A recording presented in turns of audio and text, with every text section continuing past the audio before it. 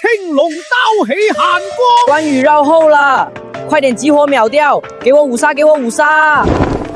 陳文傑，搞咩啊？我差少少就五殺噶啦！呢度係戲台嚟噶，唔係用嚟玩嘅。咩戲台啊？演咗半日連個人都冇，我喺度打機又點？又冇人睇。你陳伯忙緊啊？師弟嚟咋？入嚟飲茶啊？唔錯啦，同你講聲，你個舊戲台下個月拆會改做老年活動室，就唔可以再拖下？我都冇計，嗰台戲冇人睇，留唔住噶。本身就冇人睇，拆咗都正常啦。嗰個戲台係你太爺親手搭嘅，係祖宗傳落嚟嘅家業。咁又點啫？而家邊個會睇幾塊爛牛皮？時代早就變晒啦！你出去！做得都幾細緻，就係不如我嘅冰封戰神威風。我唔係故意噶，我只係睇下。你出去！陳伯，唔記得講，下星期真道活動，我幫你報咗名，就當我哋老皮營最後一次出場。你願意嘅話就準備下。得，我去。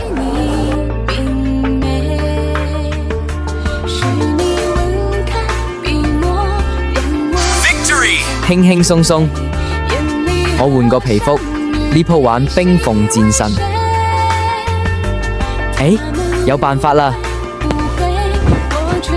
阿公，呢個係遊戲入邊嘅關羽，叫冰封戰神。我哋班同學個個都識，我諗緊可唔可以搞成皮型，咁樣會多啲人睇。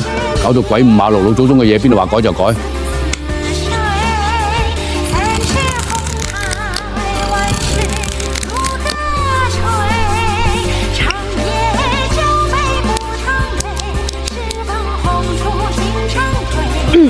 關羽大戰弟叔啦！冰封戰神即場冇大刀，仲過癮過打機啊！傳統皮影新玩法，關二爺換咗新造型開戰，唔睇就後悔成個暑假啊！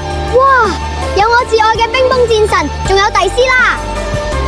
我哋去睇下，我哋去睇下！即刻開場，即刻開場！阿公可以開始啦！